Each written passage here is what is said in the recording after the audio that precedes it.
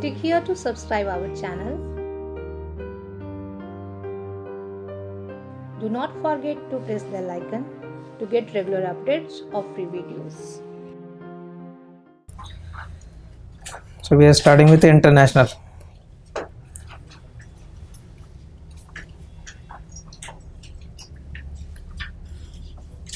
First of all, see the questions. And this international economics section will be mainly divided into two parts. One section will be all related to theories of international trade, and the second section will be mainly dealing with balance of payment and foreign exchange market. Balance of payment and foreign exchange market. So you can divide this entire international economics into two parts. Theories of international trade and balance of payment and foreign exchange market. For both these two sections, theories of international trade, the main source will be, you may refer from Salvatore, but for theories of trade I will suggest Paul Krugman. You don't have to buy this book. The relevant chapter of this Paul Krugman is included in your study material.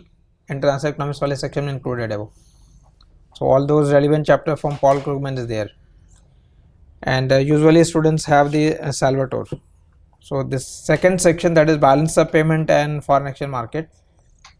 For that purpose, Salvatore. Totality में Salvatore से पढ़ते हैं, even then there is no problem.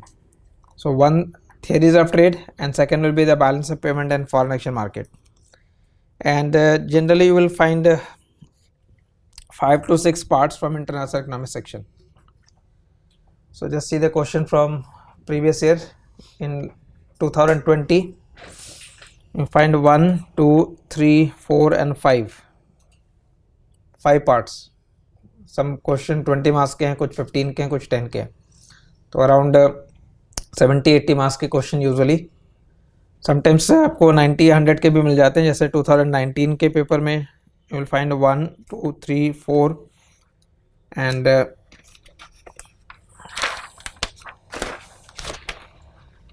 fifth question, sixth question.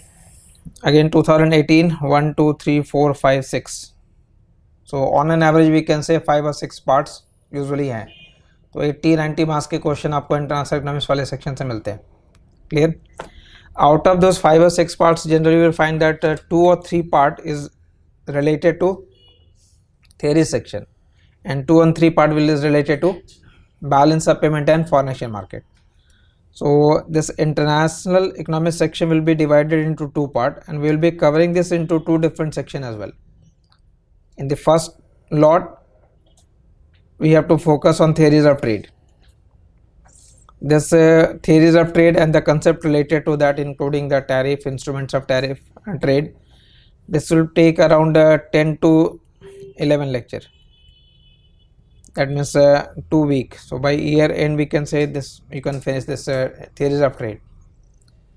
After that we will be starting with the growth and development, the first part of growth and development, and then again we will return to the remaining part of international. So international economics usually it will take around 20 lecture, but 20 lecture आप continuity में नहीं कर रहे हैं, you are breaking into 2 part. So in the first part we are focusing on theories of trade. Clear? Now this theories of trade is further divided into 2 part, old theories and the new theories. So from next page, now we are focusing here on the theories of trade.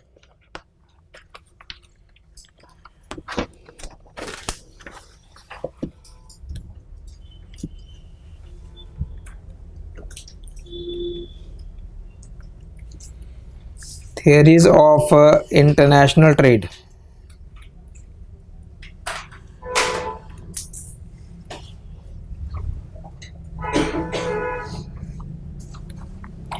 Divide it into 2 parts. Old theories and new theories.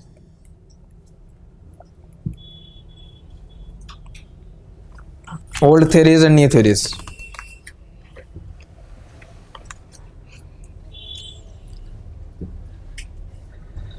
All old theories, also you can say classical theories, they assume that market is perfectly competitive. So it is based upon the assumption of perfect competition in the market. And new theories consider that market could be imperfectly competitive. So imperfect competition. Now that imperfect competition include oligopoly, that imperfect competition include monopolistic as well as monopoly. So broadly we divide market into two parts, perfect and imperfect. Imperfection is monopolistic is also imperfect, oligopoly is also imperfect, monopoly is also imperfect. So old theories based upon perfect competition. And what are the characteristics of perfect competition?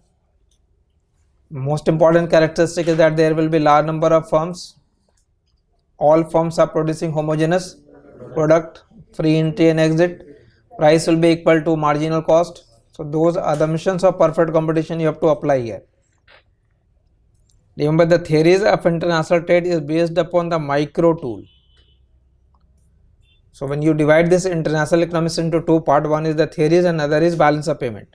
Now theories are based upon micro and balance of payment and foreign exchange market will be based upon macro. So international economics has two sections. You can say micro and macro. So this theories of international trade will be focusing on the micro aspect. So we will be giving example of one country, trade between two countries. Now old theories, as you know, it is based upon perfect competition. New theory is based upon imperfect competition. Now the purpose of studying these theories of international trade is that each theory will highlight why trade arises. If two countries are trading with each other, there must be the economic reason. So why trade arises between two countries? Trade is arising due to difference in productivity. Trade is arising due to difference in our preferences. Trade is arising due to difference in technology level in two different countries. Trade is arising because we have different endowment of resource. Some are labor abundant, some are capital abundant. Some goods use labor intensive technique, some goods use capital intensive technique. So each theory will highlight one aspect. Each theory will be highlighting one aspect. So when you divide this old theories, within that old theories, remember there are various parts. That means there are many old theories. Starting with the Ricardian model, then Heckscher-Ohlin model, specific factor model, standard trade model. So we will be basically starting with the Ricardian model. Now this Ricardian model is a 2 by 2 by 1 model. That means we will be talking about two countries, say home and foreign country, producing two products, cloth and food, by using only one factor of production, that is labor. So labor will be the only factor of production. Each theory will be based upon some assumption. So Ricardian model is based upon the assumption of 2 by 2 by 1 model. So trade between two countries producing two products by using only one factor of production. So how trade arises in this situation, that will be our first focus. So you have to start basically with the Ricardian model, which is known as the comparative cost advantage theory. So trade is arising because opportunity cost for a particular product is different in different countries. Because cost is different, therefore prices are different. So when prices are different, that gives rise to international trade. अगर trade से पहले ही price same है दोनों country में, then there is no logic of trade. Trade arises because prices are different before trade. Trade will equalize the price. Before trade prices are different, but why prices are different? Because cost is different. And why cost is different? Because productivity of labor is different. So in this first theory we are focusing only on what? Labor. So labor differ in terms of their productivity. It is not that one labor hour is producing equal quantity of cloth in India as well as in China. The same labor hour is producing different quantity of cloth in India and different quantity of cloth in, because they differ in terms of their productivity. So this Ricardian model is emphasizing the fact that trade is arising because of difference in productivity of labor, and because of that they have different cost. Then we move to next model, which is a HO model, Heckscher-Ohlin model. This Heckscher-Ohlin model will be based upon 2 by 2 by 2 model. So trade between two countries, again home and foreign, producing two product, cloth and food, but by using two factor of production. One factor will be labor, other factor is say capital, labor and capital. And the main idea of HO model is that countries differ in terms of their endowment. Countries differ in terms of their endowment. Endowment means endowment of resource. So some countries are more endowed with more labor, or some countries are endowed with more capital. So if a country is labor abundant, you have to define that labor abundance. What is the meaning of labor abundance? If a country is labor abundant and say cloth is labor intensive, that means for the production of cloth we need more labor, and labor is more abundant in home country, then home country will have cost advantage in producing that good. So home country will specialize and export that product. जो factor abundant होगा वो obviously cheaper होगा, तो cheaper factor को जिस good के production में intensively use कर रहे हैं वहां पे हमारा कॉस्ट एडवांटेज होगा. So that country will export that product. So this HO model is based upon 2 by 2 by 2 model. So this is focusing on difference in endowment of resource. The first model is focusing on productivity of labor. The second is focusing on difference in endowment of resource. So countries differ in terms of their endowment. I'm just explaining the main idea. There are many sub part within that. That means for each model we have separate chapter in book, and it will also explain some application based question also, like what will be the impact of trade on distribution of income, whether trade is mutually beneficial or not, whether trade benefits everyone. So it in fact it affects the distribution of income as well. So first model is Ricardian, then second model we'll be discussing is HO model, but in both model we have to assume what? Perfect competition. So if I am saying that there is trade between home country and foreign country, there is trade between home country and foreign country, and in home country there is production of cloth, home country has cost advantage in cloth. So it is not that there is only one producer of cloth, there are many, but all are producing homogeneous product, all are producing same cloth, all are producing same cloth. So if home country is exporting cloth, in exchange it will be importing say food. This type of trade is known as inter-industry trade. You are exporting cloth, importing, so two different product, inter-industry trade. The new theory is based upon monopolistic competition, imperfect market. But what is the most important character of monopolistic market? Firms produce differentiated product. So if I say that home country is producing cloth, then how many producer of cloth there?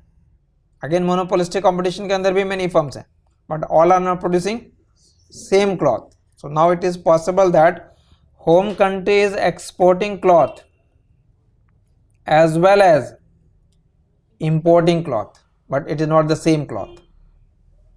You are exporting some different variety of cloth, importing some different variety of cloth. So this type of trade is known as intra-industry trade. Intra-industry.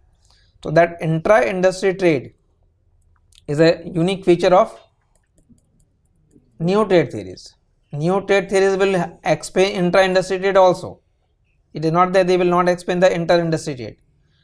Concept जैसे जैसे आप old से new की तरफ जाएंगे, your concept will become more broader. So we have to explain various dimensions of the trade. And the reason for this Difference is that you will find one question I think in 2020 itself or 2019 in fact. Last question on this page. What are the features based on which the new trade theories are built that are distinctly different from the old theories? What are the features based on which new trade theories are built that are distinctly different from the old theories? So new trade theories are built on, obviously आप जब पूरा concept explain करेंगे तो आपके पास complete answer होगा इसका, but just for first point, new trade theories are built on imperfect competition. New trade theories are built on product differentiation. New trade theories will be basically talking about intra-industry trade also, and the old theories based upon perfect competition. Firms are producing homogeneous product, they will be emphasizing only on inter-industry trade. So when we will be explaining the intra-industry trade as well as inter-industry trade, so new trade theories और old theory, मतलब question ने किसी specific theory के लिए नहीं पूछा है, question is simply asking what is the difference between old and new trade theories. Now within this old theories we started with 2 by 2 by 1, then we will move from 2 by 2 by 2, and after that we will explain a specific factor model. That specific factor model is 2 by 2 by 3.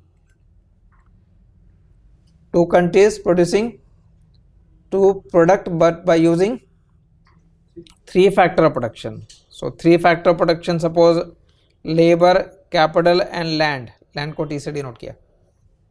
Labor, capital and land. Now difference in the specific factor model is that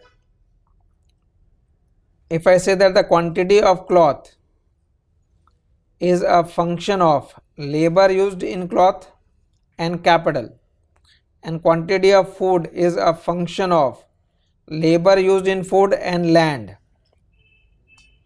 मैंने 2 product लिया है, cloth और food, but दोनों का production function कैसे लिखा? Cloth के production में क्या यूज हो रहा है? लेबर और कैपिटल. फूड के प्रोडक्शन में मतलब लेबर कॉमन है, labour can move from one industry to, but capital is specific to and land is specific to, so that specific factor cannot move from one sector to the other sector. So one factor is mobile factor and other 2 factor is specific. So if a factor remains specific, then what is the implication for international trade? और यहाँ पे क्या होना है? यहाँ भी 2 factor है, but both factor can move from one industry to another industry. No factor is specific here. In that, one factor will be specific. So this will be highlighting another dimension of international trade. So we started with 2 by 2 by 1, then 2 by 2 by 2, then 2 by 2 by 3. So that will be a separate chapter, a specific factor model.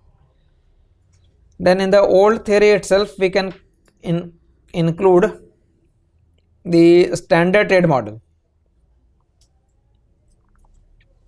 Standard trade model. That standard trade model is based upon the assumption of HO model. So using the tool of HO model, that means it will be also 2 by 2 by 2. But here we will be deriving the relative supply and relative demand. So most important tool will be relative supply and relative demand. By introducing the concept of relative supply and relative demand, we will determine relative price. That means we have to derive relative supply curve why it is positively sloped. We will derive relative demand curve why it is negatively sloped. That will determine the relative price, say price of cloth upon price of food. So how that relative price get determined? Remember, when we talk about 2 by 2 by 2, is it a partial equilibrium or general equilibrium? Welfare economics का section में क्या रखा है? When you explain 2 by 2 by 2, Pareto condition के में भी ये concept apply करते हैं. 2 फैक्टर प्रोडक्शन है, we allocate these 2 factor production efficiently, then we produce 2 product and those 2 product will be distributed between 2 consumers. So general equilibrium model, basically this 2 by 2 by 2 is not focusing on only one product, There are two products involved. So we are discussing a general equilibrium model, and in general equilibrium model we do not determine the absolute price, we determine relative price. We are not determining what is price of cloth here, we are not determining what is price of food here. We have to determine what is price of cloth relative to price of food. So if I say that PC upon PF is 1 by 2, so it is ratio, relative number above. It could be 2 by 4, it could be 4 by 8. So we are not determining the absolute price, we are determining the relative price. So this will be considered as a relative price, and relative price is basically here your terms of trade also. So what is the meaning of terms of trade? Terms of trade is what? Price of export good upon price of import good. तो अगर आप दो ही product को discuss कर रहे हैं, cloth और food, उनमें से एक प्रोडक्ट एक्सपोर्ट प्रोडक्ट होगा, दूसरा प्रोडक्ट इंपोर्ट प्रोडक्ट होगा, तो अगर हमने पीसी व पीएफ डिटरमाइन किया तो उसका मतलब क्या हो गया? Price of export good upon price of import good है, that will be determining the terms of trade. But if home country is exporting cloth, importing food, so what will be the relation for the foreign country? Foreign country in that case is importing cloth and exporting. So if we say that terms of trade for home country is PC by PF, then what will be terms of trade for the foreign country? It will be just inverse of it.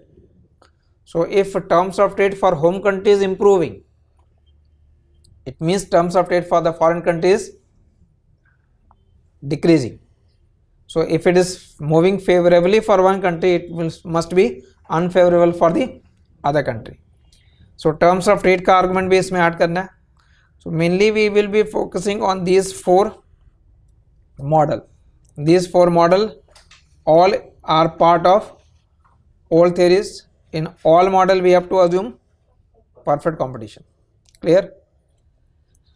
Out of these four, usually you will get one or two questions. के अंदर सब parts you will get one or two questions from there. There's a new trade theories which is based upon imperfect competition. Within that there is no specific theory separate, but this new trade theories will be basically highlighting that trade is arising due to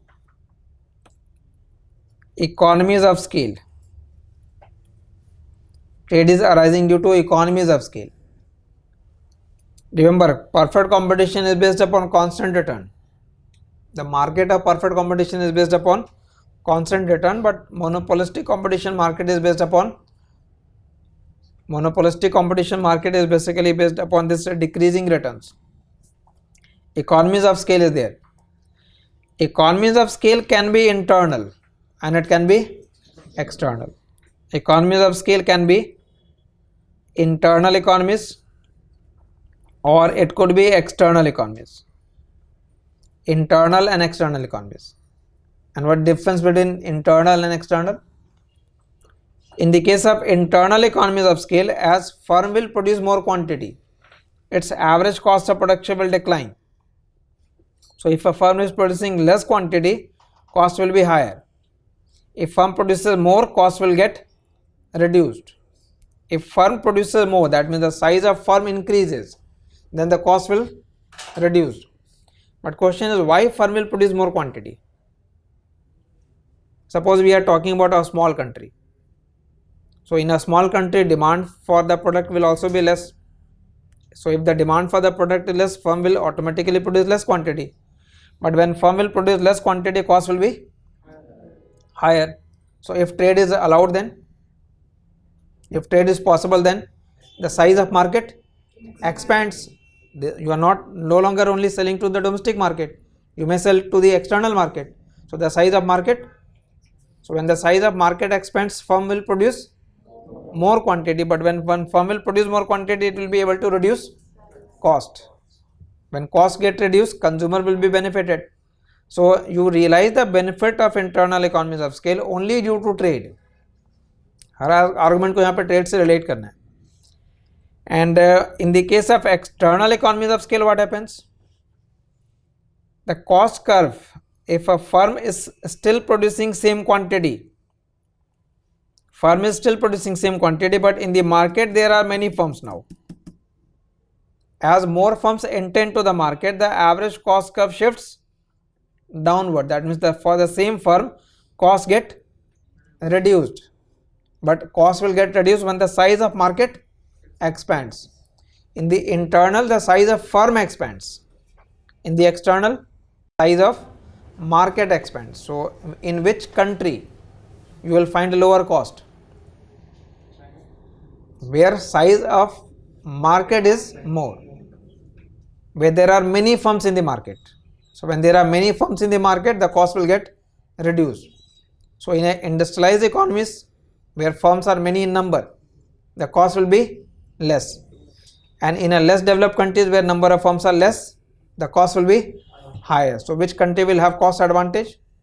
The industrialized economies where industries were set up earlier, they will always have cost advantage. So we have to explain trade from different angle.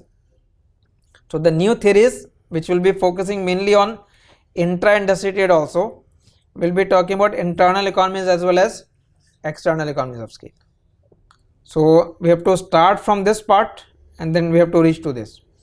And after discussing all theories of trade in this section, we will be also including the instruments of trade policy. Instruments of trade policy, like what will be the impact of import duty or import tariff on importing country. What will be the impact of import tariff on terms of trade? What will be the impact of export subsidy? What will be the impact of import quota? So there are certain instruments of trade. So instruments of trade one by one वो भी explain करना है. Plus we have to explain this terms of trade by using the concept of offer curve as well. So there are various dimensions in this old theories. So first we have to cover this and then we will be moving to the. So in the Paul Krugman, this you will find, I think, chapter number 3, Ricardian model, then HO model, then specific factor model, then standard model, and then this. So in fact 5-6 chapters are there, all dealing with theories of international trade. So usually you basically the international economics class basically begins from this. Clear? So this is just an overview what we are going to cover.